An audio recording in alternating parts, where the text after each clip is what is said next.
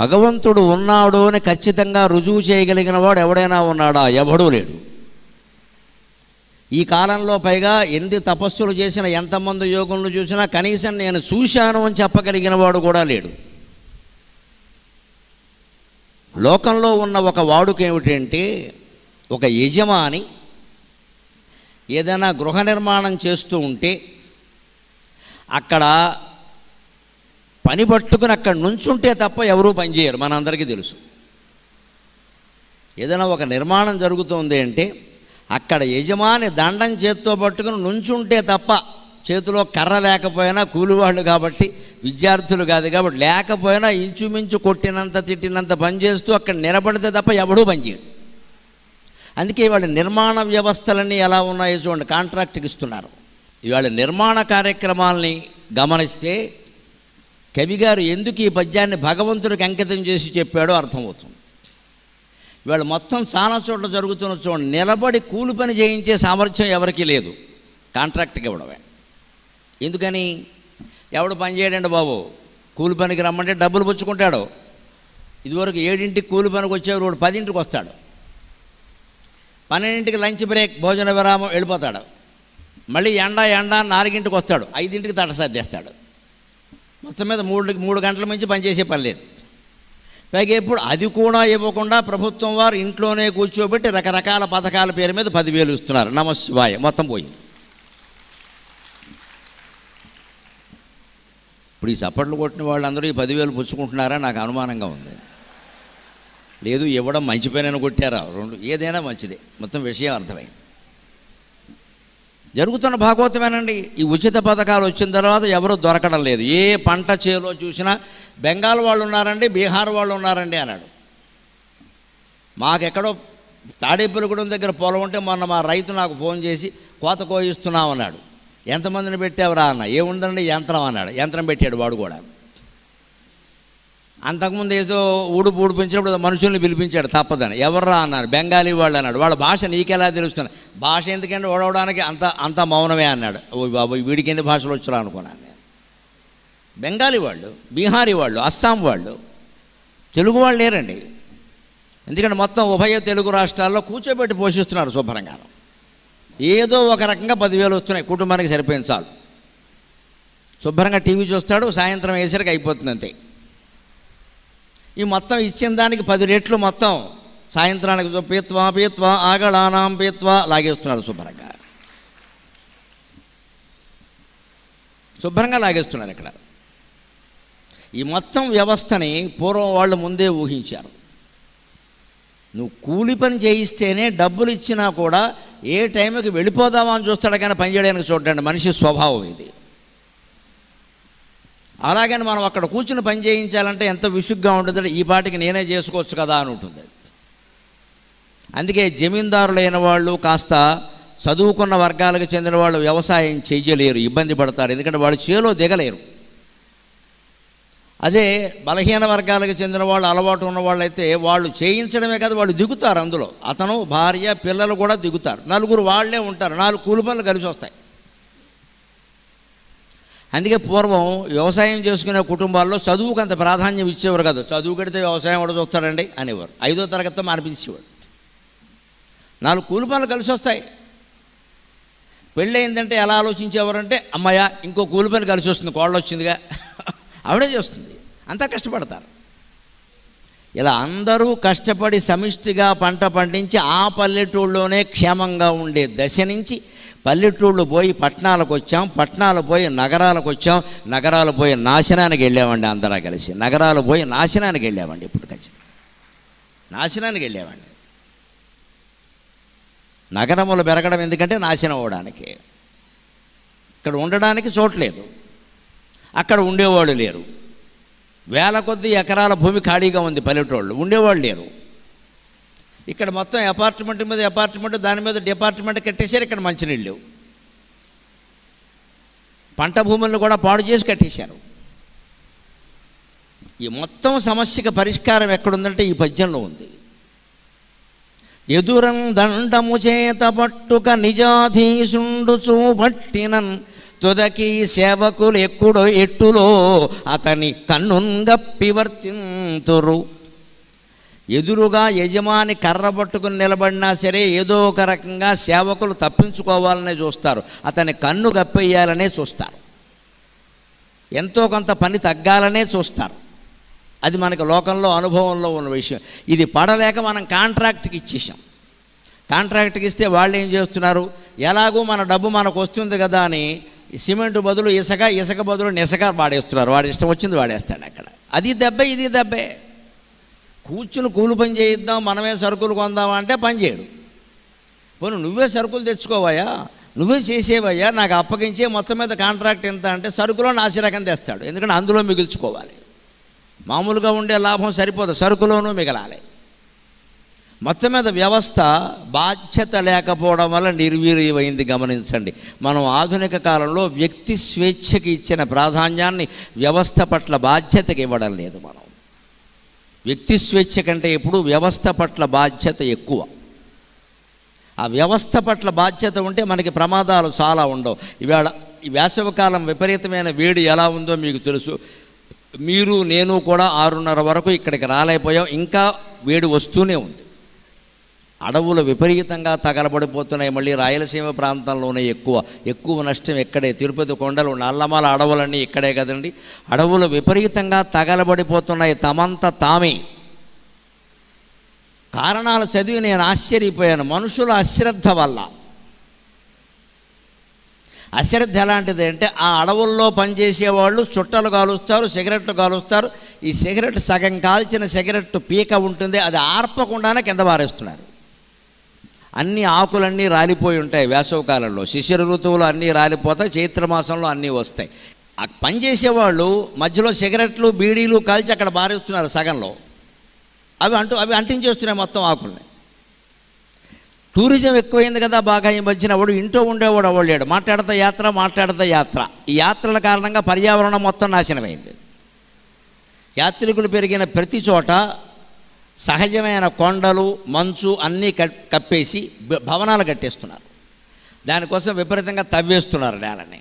నేల గొల్లైపోయింది, భూగర్భ ప్రవాహాలు అడుగంటిపోయాయి, నీళ్లు లేవు ఎక్కడ. యాత్రికుల నుంచి డబ్బులు వస్తామని చాలనుకున్నారు అంతే. ఈ పర్యాటకులు అడవుల్లో ప్రయాణం చేసేవాళ్ళు టూరిజం సరదాగా ఏదో వ్యాన్లో తిరగడం, క్రూర జంతువులు రాకుండా వ్యాన్లో తిరగడం సరదా కదా. వీళ్ళు ఏం చేస్తున్నారు, ఎక్కడైనా వీలైన చోట 2-3 రోజులు తిరగాలి కదా, వంట వండుకుందుకు అక్కడ చేరి పొయ్యి అంటించిన పొయ్యి ఆర్పకుండా అక్కడి నుంచి వెళ్ళిపోతున్నారు. నమశివాయ. వాళ్ళ వంటకు పొయ్యి అంటిస్తున్నారు, తర్వాత పూర్తిగా ఆర్పాలా వద్దా, ఆర్పట్లేదు. వాళ్ళ పని అయిపోయింది, వెళ్ళిపోతున్నారు. ఇలాంటి చిన్న చిన్న కారణాలు కూడా అడవులు మొత్తం అంటుకుపోవడానికి కారణాలు అయ్యాయి. ఇది మనుషుల యొక్క బాధ్యతారాహిత్యం, మన వ్యక్తిగత స్వేచ్ఛ. మనం అంటించామండి, నేను సిగరెట్ పీక ఎక్కడ పారేస్తే నువ్వు సిగరెట్ కాల్చడమే తప్పు, దాన్ని ఆర్పకుండా పారేయడం మరింత తప్పు. అడిగితే ఏమంటాడు, నా ఒక్కడి వల్ల జరిగిందా అండి, నేను కాల్చింది ఎంత అండి అని పెద్ద వేదాంతం చెప్తాడు. ఇక్కడ ఇలాంటివే కొన్ని వేలు జరుగుతున్నాయి. మొత్తం మనుషుల బాధ్యతారాహిత్యం. కూలి పని ఇచ్చి చేయించడము కష్టమే, కాంట్రాక్ట్కి ఇచ్చి చేయించడము కష్టమే. దీన్నే కవి ఆక్షేపిస్తున్నాడు. అప్పటి నుంచి ఇప్పటి వరకు సమాజం ఒకలాగే ఉంది, 100 ఏళ్ళుగా ఏం మారాలా నిజం చెప్పాలంటే. భాష మారింది, సంస్కృతి మారింది, సంప్రదాయాలు కొన్ని మారిపోయాయి, వేషం మారిపోయింది తప్పితే మనుషుల బుద్ధిలో ఏ మార్పు లేదండి. అందుకే ఏమంటున్నారంటే, ఎదుటన్ దండము చేత పట్టుక నిజాధీశుండు చూపట్టినన్ తుదికి సేవకులు ఎట్టులో అతని కన్నుంగప్పి వర్తింతురు. ఏమిది నిన్నెన్నడు చూడకుండియను తండ్రి, విశ్వము ఇంతైన తప్పదు నీ ఆనతి, అద్భుతావకము దేవా భక్త చింతామణి. ఎదురుగా యజమాని ఉన్నా సరే ఎవడూ సరిగ్గా పనిచేయని లోకంలో ఈ విశ్వానికి మొత్తం యజమానైన భగవంతుడు మన ఎదురుగా లేకపోయినా సరే, మనకు కనపడకపోయినా సరే, గుళ్ళో విగ్రహం రూపంలో ఉన్న ఎటువంటి చలనము లేకపోయినా సరే, దేవుడు పేరు మీద చెప్పింది ఏదైనా సరే వెంటనే 1,000,000 మంది జనం ఆచరణలో పెడుతున్నారా లేదా, 1,000,000 మంది జనం ఆచరణలో పెడుతున్నారా లేదా, అది భగవన్ మహిమకి ఉదాహరణ, భగవత్ శక్తికి ఉదాహరణ. భగవంతుడు ఉన్నాడు, ఆ శక్తి పనిచేస్తుంది అనడానికి వేరే చెప్పక్కల. మనం ఎవ్వరము భగవంతుడిని చూడకపోయినా సరే ఈ పని చేస్తే నరకం వస్తుంది అంటే ఆ పని చేయడం మానేస్తున్నాం, కనీసం కొంతమంది అయినా. ఈ పని చేస్తే పుణ్యం వస్తుంది అంటే ఎంత ఖర్చు అయినా ఆ పని చేస్తున్నాం. ఈ పని భగవంతుడికి వ్యతిరేకమైంది, మనం పాపం అనుభవించాలి అంటే మానేస్తున్నాం. ఒకవేళ కర్మగాలి చేస్తే గుళ్ళోకి వెళ్ళి చెంపలేసుకుంటున్నాం. ఆ మాత్రమేనా ఉంది కదా భక్తి. నేను ఎందుకు చేయాలి అండల్లా చేస్తున్నాడు, కనీసం చేసిన పొరపాటు ఏంటని చెంపలేసుకుంటున్నాడు. ఇది భగవంతుని యొక్క మహిమకి ప్రత్యేక. అందుకే కవి ఏం చెబుతున్నాడంటే ఇక్కడ, నిన్నెన్నడూ చూడకుండాను, ఎప్పుడూ నిన్ను చూడలేదయ్యా ఎవరూ కూడా, కానీ విశ్వం ఇంతైనా తప్పదు నీ ఆనతి, ఎక్కడా నీ ఆజ్ఞ తప్పడం లేదు. ఖచ్చితంగా దేవుడు పేరు మీద ఏదైనా పండుగ చెప్పి ఈ మొక్కుకోవాలి అంటే కొన్ని లక్షల మంది వస్తున్నారు, గమనించండి. తిరుపతి దేవుడు ఎవరిని ఫోన్ చేసి పిలిచాడని తిరుపతికి అంతమంది పెడుతున్నారండి. కరోనా వచ్చాక ఇంకా పెరిగింది ఆదాయం. స్వామివారి ఆదాయం ఇప్పుడు నెలకు 100 కోట్లు. ఇదివరకు 30 కోట్లు, 40 కోట్లు, 50 కోట్లల్లా కరోనా పుణ్యమా అని. కరోనా మనకేం కలిసి వచ్చిందో తెలియదు కానీ వెంకటేశ్వర స్వామికి బాగా కలిసి వచ్చింది. 100 కోట్లు చెల్లని నోట్లు, 50 రూపాయల నోట్లు 50 కోట్లు ఉన్నాయి ఏకంగా చెల్లని నోట్లు దగ్గర. ఇప్పుడు ఎలా చెల్లబెట్టాలో తెలియట్లా. చెల్లని నోట్లు 2000 రూపాయల నోట్లు కూడా కొన్ని కోట్లు పోగుపడ్డాడు. కేంద్ర ప్రభుత్వంతో సంప్రదింపులు చేస్తున్నారు, ఏదో రకంగా మీరు తీసుకుని మాకు ఇవ్వండి, దేవుడు సొమ్ము కదా అని. అంత సొమ్ము వస్తుంది అక్కడికి. మరి ఎంతోమందికి కోరికలు తీరకపోతే, దేవుడి మీద నమ్మకం లేకపోతే ఇంతమంది వస్తారా? ఇంత సొమ్ము పోగుపడుతుందా? ఎవరినైనా మీ హుండీలో ఇంత వెయ్యమని ఎవరైనా నిర్బంధించారా? లేదే. కనబడకుండానే దేవుడు ప్రపంచం మొత్తాన్ని నడిపిస్తున్నాడు అనడానికి ఈ ఒక్క సాక్ష్యం చాలండి, ఇంతకంటే వేరే సాక్ష్యాలక్క. అంచేత మనం అందరం భక్తి జ్ఞాన వైరాగ్యాలు కలిగి ఉంటే మన జీవితాలన్నీ బాగుంటాయి. ఎవరూ శాసించవలసిన అవసరం లేకుండా మనమే మన జీవితాన్ని శాసించుకుంటాం. ఒక్క భక్తి జ్ఞాన మార్గం అనేది లేకపోతే ఇప్పుడు మీరు ఇంతమంది చిత్తూరు నాగయ్య కళాక్షేత్రం కిందంతా నిండిపోయే విధంగా మీరు రావాల్సిన అవసరం లేదండి. ఎవరో ఒక ఆయన వస్తారు, 4 మంచి మాటలు చెబుతారు అంటే ఇంత ఎండాకాలంలో 44 డిగ్రీల వేడిలో 6:30 కల్లా ఇక్కడ వచ్చి కూర్చున్నారంటే భగవంతుడి శాసనం ఎంత గొప్పదో ఇక్కడే అర్థమవుతోంది, వేరే ఏమక్కర్లేదు. ఇదివరకు నేను 22 నవంబర్లో వచ్చినప్పుడు కూడా ఇక్కడ కింద పైన నిండిపోయి ఇంకా ముందు కూడా కూర్చోవడం చూసి ఆశ్చర్యపోయాను, ఎంత ఆదరణ ఉందా అని. అందరికీ భగవంతుడి పట్ల అచంచలమైన విశ్వాసం ఉంది. ఎవరూ చూడకపోయినా సరే ఎదురుగా యజమాని ఉండి కర్ర పెట్టి బెదిరించినా కూడా 4 కూలీల చేత పనిచేయించడం కష్టమవుతుంది. యజమాని ఎప్పుడు కాస్త పక్కకెడతాడా, పనెగ్గొట్టేద్దామా అని చూస్తున్నారే. ఆ విశ్వానికి యజమాని అయిన భగవంతుడు ఉన్నాడో లేడో తెలియకపోయినా, ఎవరికి కనపడకపోయినా ఆయన ఆజ్ఞగా మాబోటిగాళ్ళు ఎవరో పురాణాలు చదివి ఇలా పురాణాల్లో చెప్పారండి మీరు చేయండి అంటే కొన్ని కోట్ల మంది చేస్తూ ఉన్నారే. భగవత్ శక్తికి ఇంతకంటే ఉదాహరణ వేరే ఏమీ అక్కర్లేదు. ఆ భగవదాజ్ఞకే మనం కట్టుబడి ఉండాలి. అందుకే ఖచ్చితంగా అందరూ ఇవాళ అందుబాటులో ఉన్నాయి కాబట్టి రాత్రి పడుకోబోయే ముందు ఏదో ఒక ఆధ్యాత్మిక గ్రంథం ఒక అరగంట సేపు చదివి పడుకోండి. ఒక అరగంట, అర్థమైనా కాకపోయినా పర్వాలేదు, కంఠస్థం చేసినా చేయకపోయినా పర్వాలేదు, ఒక అరగంట చదివి పడుకోండి. పడుకునే ముందు చేయవలసిన పని అది. అందులో మీకు నచ్చినవి మీరు చేయగలిగినవే చేయండి. ఖచ్చితంగా 6 నెలల్లో మీ జీవితాల్లో అద్భుతాలు జరుగుతాయి, సందేహమే లేదు. గ్రంథ పఠనం అంత ఉపయోగిస్తుంది. మనం ఎవ్వడు చెప్పినా, గురువు చెప్పినా, తల్లి చెప్పినా, తండ్రి చెప్పినా చేయని వాళ్ళు దేవుడు చెబితే చేస్తారండి. ఆ గ్రంథాల యొక్క మహిమ అటువంటిది. ఎందుకంటే ఆ గ్రంథకర్తకి మన మీద ద్వేషం ఏమీ లేదు, ప్రత్యేకించి ప్రేమ లేదు, బాగుపడాలనే కోరిక ఒక్కటే. అది మనకు తెలుసు స్పష్టంగా. మన కోసం ఆ పుస్తకం రాయలేదు, మన విమర్శిద్దామని రాయలేదు. ఆయన మామూలుగా లోకంలో ఉండే పోకడ రాశాడు. దాన్ని మనకు అన్వయించుకుని మనం చేస్తున్నాం కదా. ఖచ్చితంగా అలా చేస్తే, సత్యానికి ధర్మానికి కట్టుబడి ఉంటే భగవంతుడు మనల్ని ఖచ్చితంగా రక్షిస్తాడనే విషయాన్ని తర్వాతి పద్యంలో చెబుతున్నాడు. ధర్మాత్ముడికి దొరికే రక్షణ ఎలా ఉంటుందో చెబుతున్నాడు ప్రత్యేకంగా.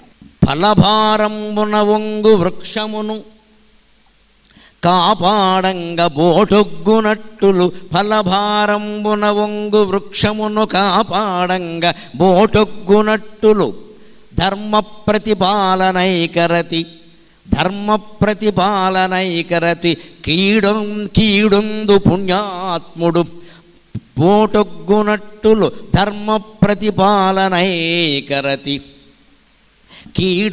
ధర్మ ప్రతిపాలనైకరతిమై రతిమై కీడొందు పుణ్యాత్మునిన్ విడబోకన్ కడు రక్ష చేసెదవు ఫలభారంబున వంగు వృక్షమును కాపాడంగ బోటొగ్గునట్టులు ధర్మ ప్రతిపాలనైకరతి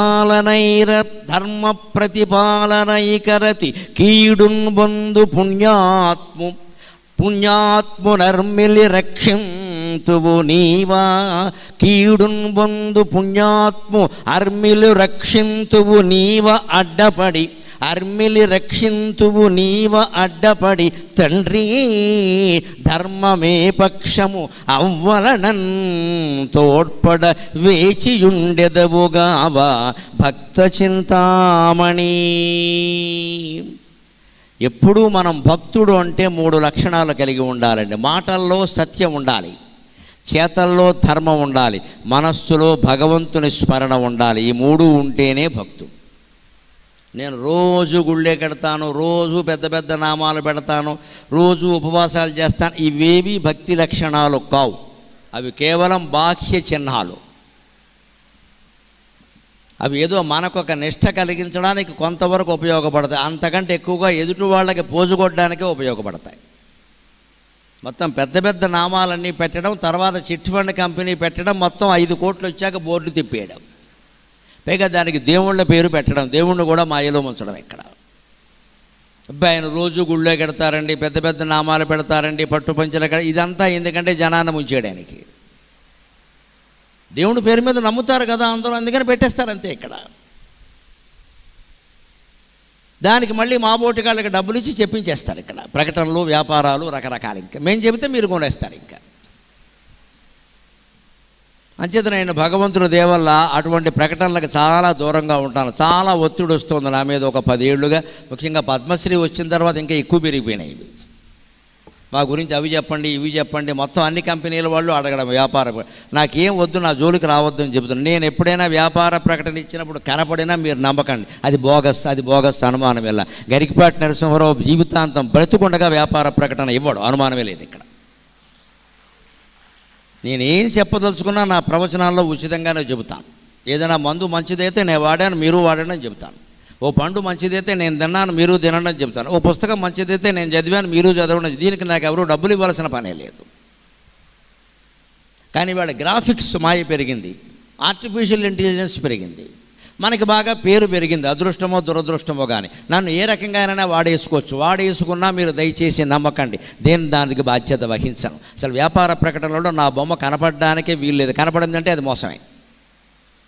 ఇంత మోసం జరుగుతోందమ్మా, అందుకని నా పేరు మీద మోసపోకండి దయచేసి. నేను అటువంటివి చెప్పను. నేను ఏం చెప్పినా నేరుగా ఇక్కడే చెబుతాను. అందుకే రికార్డింగ్ కూడా ఎవరిని అనుమతించాం. ఎందుకంటే మాటలు ఏమవుతాయో తెలియదు, మొత్తం వక్రీకరణ అయిపోతాయి చివరికి.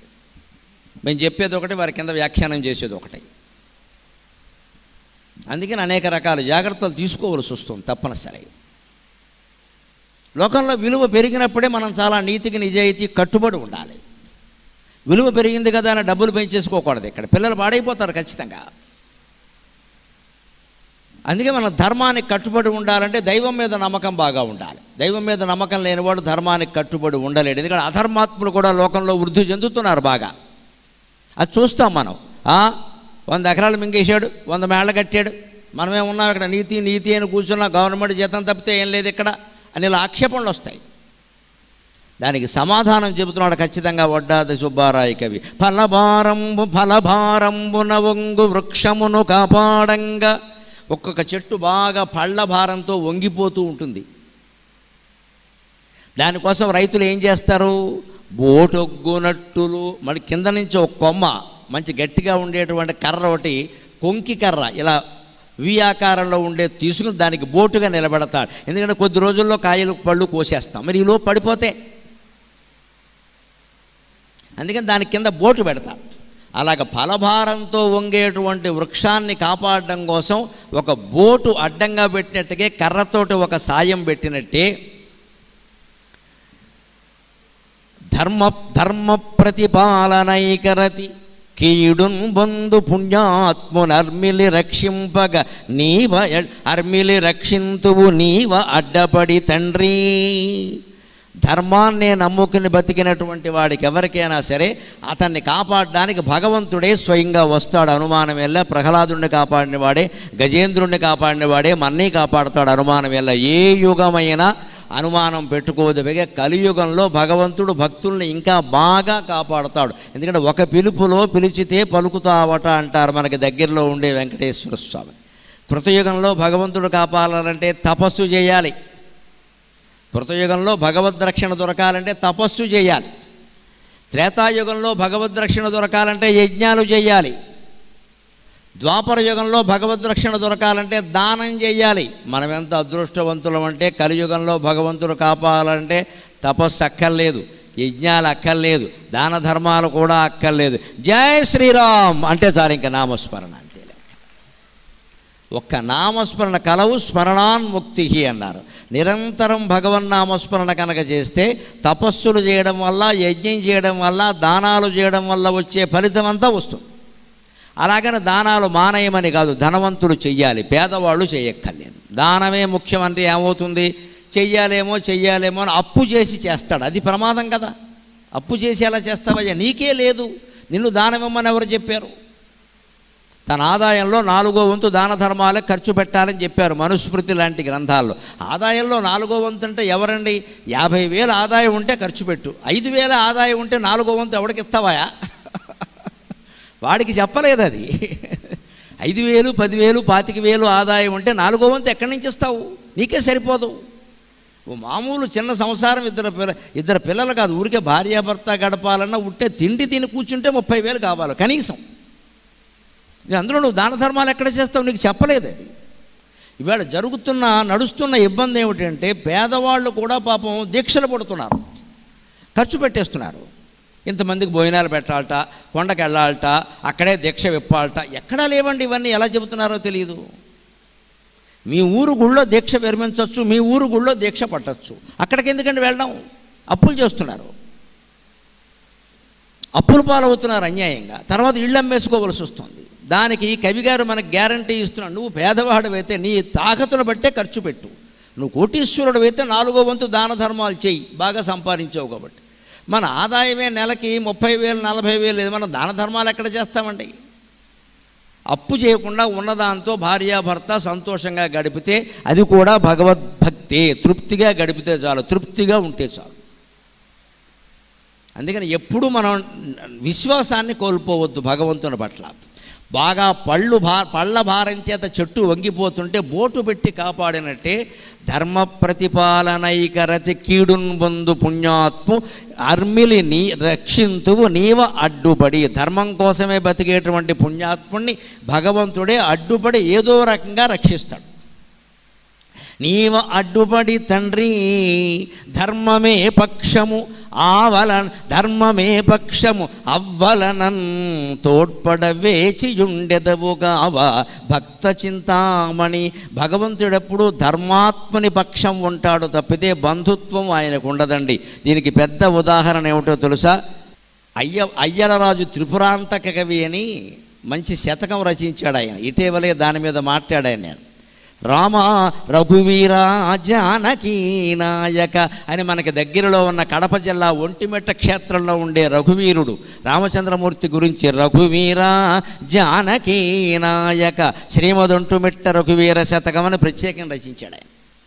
అందులో అంటాడు, రామా నీ లీల నాకు అర్థం కావట్లేదయ్యా అంటాడు. ఏమిటో తెలుసా? రవిశూనుంబరు మార్చి ఇంద్రసుతిని రక్షింపగా నెంచెదో రవిశూను కృపనేలి ఇంద్రసుతు పోరంద్రుంచగా నెంచెదో. రవిశూనున్ బరుమర్చి ఇంద్రసుతుని రక్షించిన వందునో రవిశూనున్ కృపనేలి ఇంద్రసుతు పోరంద్రుంచిన వందినో. ఇవి నీ ఎందును రెండు నుంగలవు నీకేదిష్టమౌనో గదా. ఇవి నీ ఎందును రెండు నుంగలవు నీకేదిష్టమౌనో అవునో గదా రవివంశాగ్రణి తెల్పవయ్య రఘువీరా జానకీ నాయక. రామావతారంలో కృష్ణావతారంలో శత్రువుల విషయంలో భిన్నంగా ప్రవర్తించాడు భగవంతుడు. గమనించండి, భగవంతుడు ఏ పార్టీయో అర్థమవుతుంది.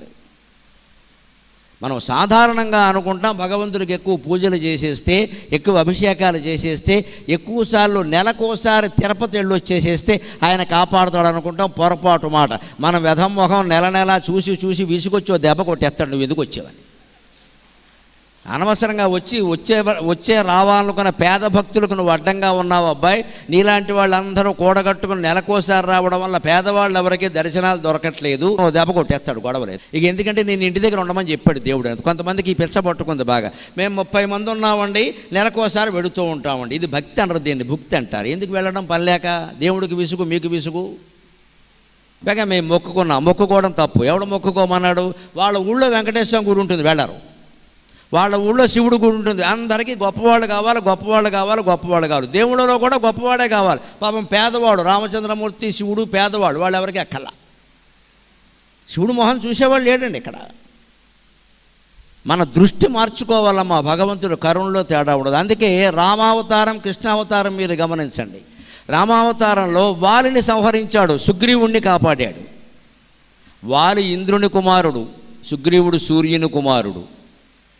ఆ బంధుత్వాలు గుర్తు చేసుకుంటారు సార్. వాలి ఇంద్రుని కుమారుడు, సుగ్రీవుడు సూర్యుని కుమారుడు. రామావతారంలో ఏం చేశాడు?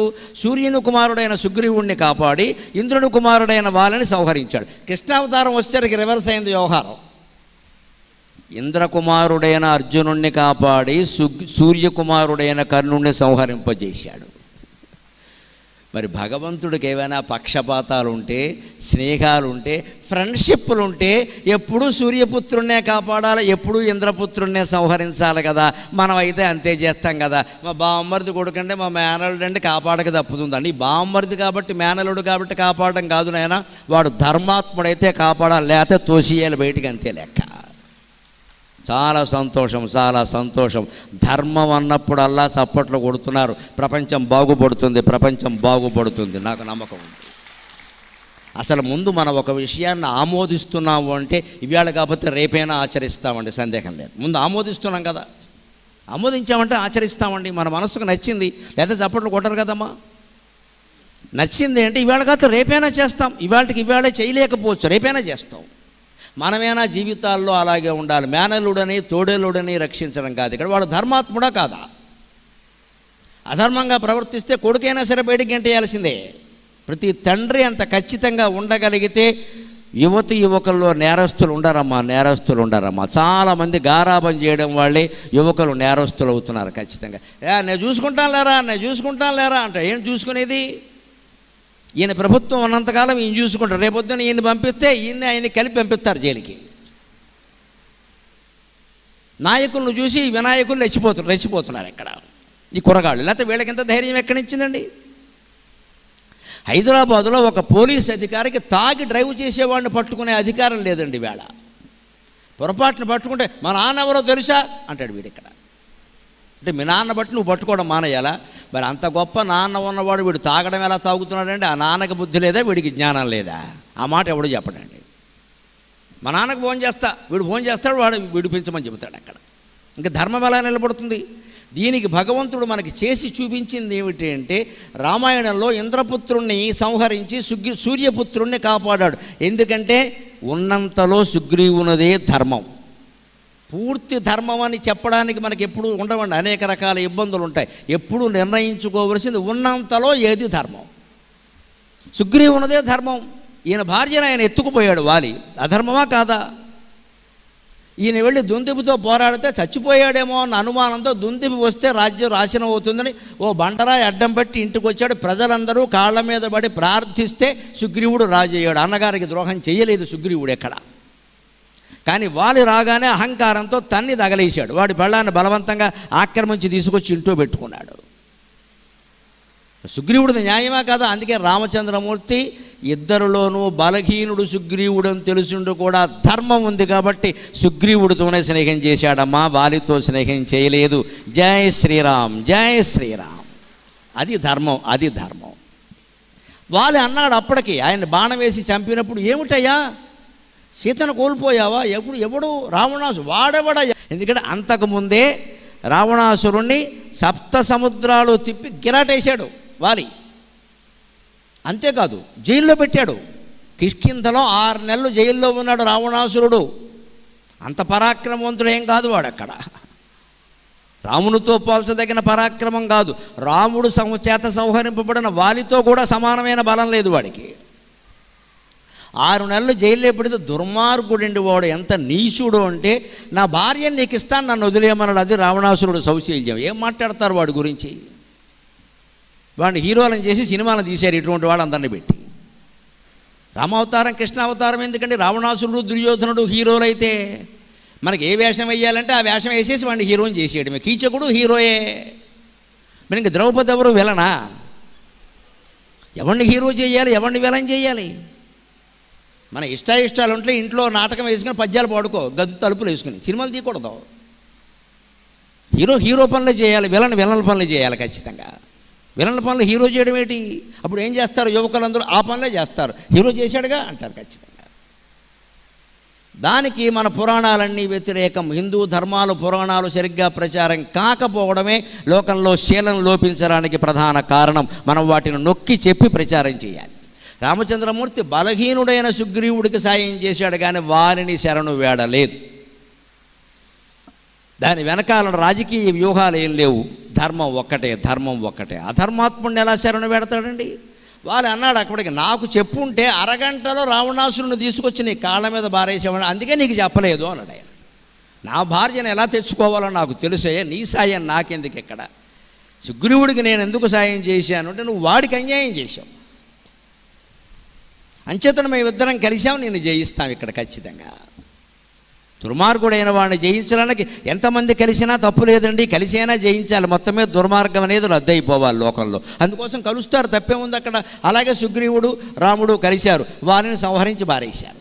అదే కృష్ణావతారం దగ్గరికి వచ్చేసరికి ఇంద్రపుత్రుడు అర్జునుడు, సూర్యపుత్రుడు కర్ణుడు. అక్కడ సూర్యపుత్రుడైన కర్ణుడిని సంహరించడానికి ఇంద్రపుత్రుడైన అర్జునుడికి సారథ్యం చేశాడు పరమాత్మ. సాయం చేయడం కాదు, సారథ్యం చేశాడు. ఎందుకని? కర్ణుడు ధర్మాత్ముడా అధర్మాత్ముడా అంటే, ఉన్నంతలో ధర్మాత్ములు ఎవరంటే పాండవులే. వాళ్ళవి తప్పులు ఉండొచ్చు. ధర్మరాజు పేకాడడం తప్పే, భార్యని పేకాట్లో పెట్టడం తప్పే. కానీ తప్పైనా ఒప్పందం ప్రకారం వనవాసం చేశాడా లేదా? 12 ఏళ్ళు చేశాడా లేదా? అజ్ఞాతవాసం చేశాడా లేదా? మరి ఒప్పందం ప్రకారం దుర్యోధనుడు రాగానే వాళ్ళ రాజ్యాన్ని వాళ్ళకి పళ్ళెంలో పెట్టి ఇచ్చేయాలా వద్దా? ధర్మరాజు మాటకు కట్టుబడ్డాడు, కానీ దుర్యోధనుడు కట్టుబడ్డాడా? లేదే. వాడి కోసం 21 లక్షల మంది చచ్చిపోయారండి యుద్ధంలో. 18 అక్షోహిణీలంటే సైనికులే. ఒక్కొక్క అక్షోహిణికి 1,09,350 మంది ఉంటారు సైనికులే, గుర్రాలు ఏనుగులు కాకుండా. ఒక్కొక్క అక్షోహిణికి 1,09,350 చొప్పున మీరు 18 అక్షోహిణి లెక్క పెట్టుకొని 20 లక్షలకి పైన అవుతారు. అంతమంది చావుకు ఒక్క దుర్యోధనుడే కారణం. కర్ణుడు కారణం కాదు, శకుని కారణం కాదు, 99 మంది కారణం కాదు, పాండవులు అసలే కారణం కాదు. పట్టుబట్టింది వాడు ఒక్కడే. కర్ణుడు దుశ్శాసనుడు శకుని వాడిని సమర్థించారు. అందువల్ల దుష్ట చతుష్టయంలో చేరారు. మరి దుష్ట చతుష్టయంలో చేరిన వాడిని సంహరించకపోతే సన్మానం చేస్తారా? అందుకని సూర్యపుత్రుడు ఇంద్రపుత్రుడు అనే భేదం పాటించకుండా ధర్మం అధర్మం అనేది మాత్రమే పాటించి పరమాత్మ రామావతారంలో సూర్యపుత్రుడికి సాయం చేశాడు, కృష్ణావతారంలో ఇంద్రపుత్రుడికి సాయం చేశాడు. పరమాత్మకు కావలసింది ఏమిటంటే ధర్మమే పక్షము అవ్వలనం తోడ్పడ వేచియుండెదవుగావా భక్త చింతామణి. ధర్మం ఏ పక్షంలో ఉంటుందో ఆ పక్షానికి సాయం చేయాలని ఎప్పుడూ పరమాత్మ చూస్తూనే ఉంటాడు ఖచ్చితంగా. ధర్మపక్షానికి సాయం చేయాలంటే మనం ఒకటి గుర్తుపెట్టుకోవాలి, కేవలం మనం ధర్మాత్ములమైనంత మాత్రాన అప్రయత్నంగా సాయం రాదు. ఎంత సత్యం మాట్లాడినా, ఎంత ధర్మంగా ప్రవర్తించినా నిరంతరం మనస్సులో నమ శివాయ నమో నారాయణాయ శ్రీమాత్రే నమః ఇలా ఏదో ఒక భగవన్నామం ధ్వనిస్తూ ఉండాలండి. భగవన్నామం అనే స్మరణ అనేది ఎటువంటిది అంటే ఛార్జింగ్ ది బ్యాటరీ. మన సెల్ ఫోన్లో ఛార్జింగ్ అయిపోయిందంటే ఏం చేస్తాం? వెంటనే ఛార్జింగ్ పెడతాం. ఛార్జింగ్ ఉంటే పని చేస్తుంది, లేకపోతే పని చేయదు. భగవచ్ఛక్తి కూడా ఛార్జింగ్ ఉంటేనే పనిచేస్తుంది. ఆ ఛార్జింగ్ నీ చేతుల్లో ఉంది మిత్రమా. నువ్వు ఎంత స్మరిస్తే అంత పనిచేస్తుంది, ఎంత స్మరిస్తే అంత పనిచేస్తుంది. దానికి సమయం లేదు, ఇతరుల సహాయం అవసరం లేదు. పడుకుని స్మరించవచ్చు, అన్నం తింటూ స్మరించవచ్చు, స్నానం చేస్తూ స్మరించవచ్చు, ఇల్లు ఊడ్చుకుంటూ స్మరించవచ్చు, బట్టలు ఆరేసుకుంటూ స్మరించవచ్చు, బట్టలు మడత పెట్టుకుంటూ స్మరించవచ్చు. భగవత్ స్మరణకి ఈ సమయం అనేది లేదు. మనస్సులో చేస్తే ఎప్పుడైనా చేయొచ్చు. అంచేత ఛార్జింగ్ బ్యాటరీ అయిపోవడం, పవర్ బ్యాంకు పెద్ద గడ్డ, మళ్ళీ విమానంలో ఎక్కుతూ ఉంటే ఆ చెకిన్ బ్యాగ్లో పవర్ బ్యాంక్ ఉందా అని అడగడం, ఇవే ఉండవండి. ఇంకా నువ్వు ఎప్పుడైనా స్మరించవచ్చు. స్మరిస్తేనే రక్షణ దొరుకుతుంది, గమనించండి. లేకపోతే ధర్మంగా ఉన్న వాళ్ళందరికీ రక్షణ దానంతటదే దొరుకుతుంది అనుకోవడం పొరపాటు. పరమాత్మకి ధర్మమే కావాలి. దాంతోపాటుగా అధర్మం చేసేవాడు కూడా ఆయన స్వరూపమే కదా, మొత్తం అంతా ఆయనే కదా. అందులో ఎవరు స్మరిస్తారో వారిని రక్షిస్తారు. అందుకని ధర్మాత్ముడైన వాడు కూడా ఎప్పుడూ భగవన్నామస్మరణ చెయ్యాలి. ఆ నామస్మరణ వల్లే సరైనటువంటి రక్షణ దొరుకుతుంది. అదే చెబుతుంది.